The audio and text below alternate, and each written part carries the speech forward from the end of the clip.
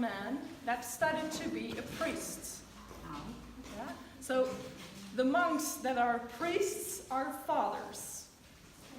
But if you're not a priest, you're a brother. Okay? It's a little complicated, I know. But now today they no longer have this difference of brother or father. They just call each other brother. No name. Brother, and then his name, of course. Yeah, brother Xavier, brother Bruno. Brother Bruno is an Italian one. Is that 30-year-old Bruno? No, that's Gabriel. Bruno is the Italian one. Yes. In fact, we have all nationalities here in Orval. We have Italian, so brother Bruno. Then we have Portuguese. Then we have two from Libya even.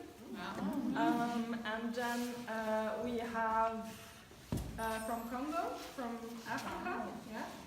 And then from France and of Belgium, of course. So we have a little bit of all of the nationalities in Orval. Okay, so you enter the cloister. At the outside you have the garden. On the left they had a sink where they needed to wash their hands before they could come into this room and before they could go into church. Now this room is called the chapter room. Now like I said, it's the most important room of the cloister because it was the only room where they can speak. Yeah? So of course it became the most important room because it's here where they took all their decisions and where they also invited the new monks. So how do you become a monk? You have 3 rules.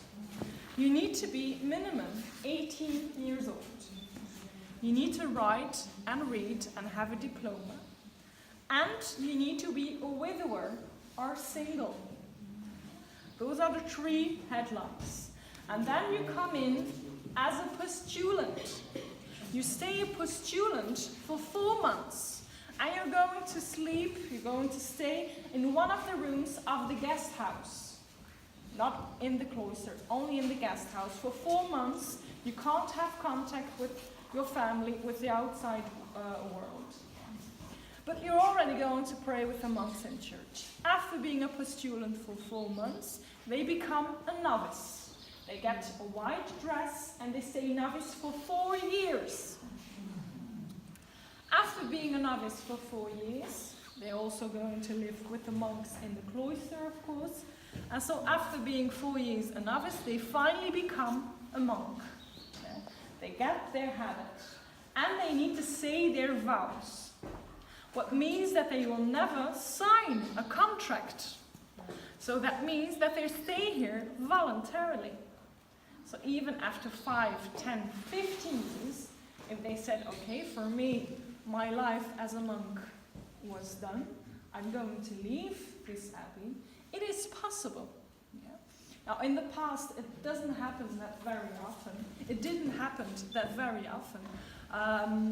Now, today, it happens from time to time. In the past, it was very difficult because if a monk decides to leave the abbey, financially, he couldn't take anything with him. So that makes it very, very difficult to leave this kind of protected life to come back in our society without any money. So today they have changed this rule. They have a little budget that they can give to a monk if he decides to leave the abbey. Yeah? Now it already happened here in Orval. There was a man who was 20 years old when he came into the abbey, and he was 60 years old when he left the abbey. So after 40 years living a life as a monk, he left this life. Not this life, the life of a monk. Not well said, Evelyn. So why was that? What was his reason? Well, it's the most beautiful thing in the world and so, so powerful. It's love. It's love. It's love. Yes. Always love, isn't it? So he had found the love of his life, and he said, I want to spend the rest of my life with the love of my life. And so he decided to leave the abbey. Now then, what's in your hands? How did he found the love of her life? What? Yeah. I'm telling you just that I already know what's in your head because you want to know where did he find the love of his life. Well, very important to know is that the monks that live here in our abbey aren't behind a lock, so they don't live in a cloister behind a lock. What means that they can leave. Yeah, they have. I do speak too loud? No. Correct. They're occasionally giving off static though, through the machine. Oh, okay. Occasionally there's static. The sound outside is, even without this is a good sound. I took this off, but Okay. the acoustic is very good. Okay.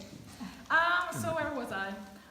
Yeah. So they can leave the abbey. They need just. They need to talk with the abbot if they can leave the abbey just to do some grocery shopping, or they have an appointment with a doctor or something. That they can do. Yeah? So they can leave the abbey. And they're leaving the abbey without their habit, just in regular clothes. So no one will see that it's a monk. Yeah? Like 2 weeks ago, I crossed Vergara and Stefan in the grocery shop in the nearest village because they wanted to make the favorite dish for the abbot because it was his anniversary. And they said, okay, we go to the grocery shop and we're going to make his favorite dish for his anniversary. And so they can go out. Yeah. It could also have been someone who worked in the grocery shop. But it wasn't a girl that worked in the grocery shop. Who was it? It wasn't. Now then, we have the people that work in the abbey. For the cheese factory, 10 people. The brewery, 35. And my part were with also 10, 15 people. But you don't need to look at me because it wasn't me either. Not even one of my colleagues. And then you have a third option, and that's the people that come on retreat. Because they come here to spend a couple of days living a life as a monk in the guest house, pray with the monks in church, and like I said, they can also talk with the monks in the garden. And so yes, at the end, it was a woman that came a lot on retreat. At the end, she came almost every weekend. So then everyone saw that there was something going on, and they decided to live their life outside the walls of the abbey.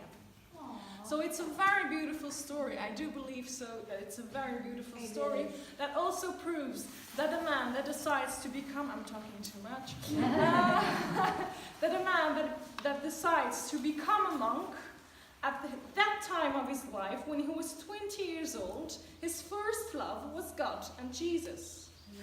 But even after 40 years, his first love can become a woman. Okay. And of course his second love was always stay Jesus and God.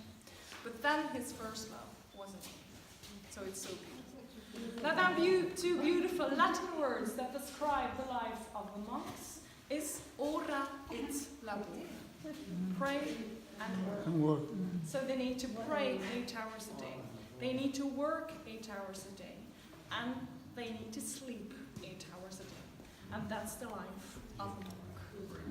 Okay, now Very we go nice for story. the last 5 minutes in the last stop of the ruins, and that's the dining room. And then my visit. Okay.